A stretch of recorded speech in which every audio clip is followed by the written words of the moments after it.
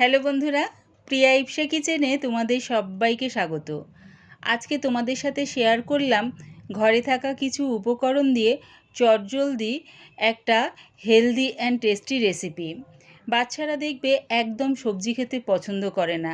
একবার আমার মতন করে এই রকম বানিয়ে বাচ্চাদের টিফিন বক্সে বা জলখাবারে দিও, ওরা খুব আনন্দের সহিত খাবে।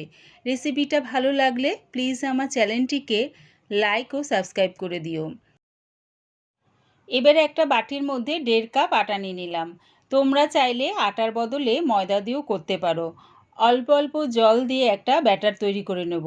একেবারে খুব একটা বেশি জল দিয়ে ব্যাটারটা তৈরি করো না, অল্প অল্প জল দিয়ে দেখো ব্যাটারটা ঠিক এই রকম করে নিলাম। খুব একটা পাতলাও করিনি আর খুব একটা ঘনও করিনি। এবারে এটা চাপা দিয়ে রেখে দিলাম। গ্যাসটাকে হাই ফ্লেমে রেখে একটা কড়া বসিয়ে দিয়েছি। এর মধ্যে দিয়ে দিলাম 1 চামচ রিফাইন তেল। এবারে গ্যাসটাকে মিডিয়ামে করে ফোড়নের জন্য দিলাম 1/2 চামচ কালো সর্ষে। সর্ষেটা একটু ভাজা ভাজা হয়ে গেলে দিয়ে দিলাম পেঁয়াজ কুচি। পেঁয়াজ কুচিটা একটু নাড়িয়ে চাড়িয়ে নিলাম তেলের সাথে।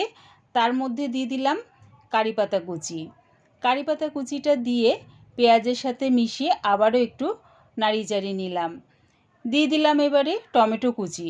টমেটো কুচিটা দিয়ে পেঁয়াজের সাথে একটু মিশিয়ে নিলাম। সব সবজিগুলো কিন্তু একদম লাল লাল করে ভাজবো না। এবারে দিয়ে দিলাম ক্যাপসিকাম কুচি আর দিচ্ছি গাজর গ্রেট করে, দিলাম কাঁচা লঙ্কা কুচি। সব কিছু একসাথে মিশিয়ে একটু নাড়িয়ে চাড়িয়ে নিলাম। এই সবজিগুলো কিন্তু একদম লাল লাল করে ভাজিনি। দেখো সবজির যে একটা কাঁচা গন্ধ আছে সেটা জাস্ট যাবার জন্য হালকা করে ভেজে নিলাম। এবার সব সবজিগুলো আটার ব্যাটারটার মধ্যে দিয়ে দিলাম। তোমরা চাইলে এখানে তোমাদের ইচ্ছা মতন সবজি ব্যবহার করতে পারো। দিলাম ধনেপাতা কুচি আর দিলাম স্বাদ অনুযায়ী নুন। সব কিছু আমি আটার ব্যাটারটার সাথে ভালো করে মিশিয়ে নিলাম।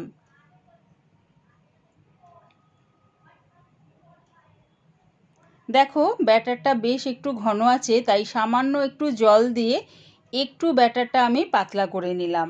খুব একটা কিন্তু বেশি পাতলা করিনি। দেখো ব্যাটারটা ঠিক এই রকম রেখেছি।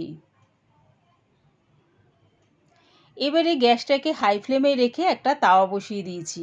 দিয়ে দিলাম এর মধ্যে সামান্য একটু রিফাইন তেল। তেলটা দিয়ে তাওয়ার চারদিকটা ব্রাশ করে নিলাম। এবারে গ্যাসটাকে একদম মিডিয়াম টু লোতে করে ব্যাটারটা একটু হাতা দিয়ে নাড়িয়ে চাড়িয়ে তাওয়ার মধ্যে দিয়ে দিলাম 1.5 হাতার মতন। ব্যাটারটা দিয়ে দেখো এরকম হাতার পেছনটা দিয়ে একটা গোলাকার তৈরি করে নিলাম। যখন দেখবে এই ওপরটা এরকম শুকিয়ে গেছে তখন আমি একটু রিফাইন তেল ব্রাশ করে নিলাম। তেলটা ব্রাশ করে নিয়ে ওপরের দিকটা ভাজার জন্য উল্টিয়ে দিলাম।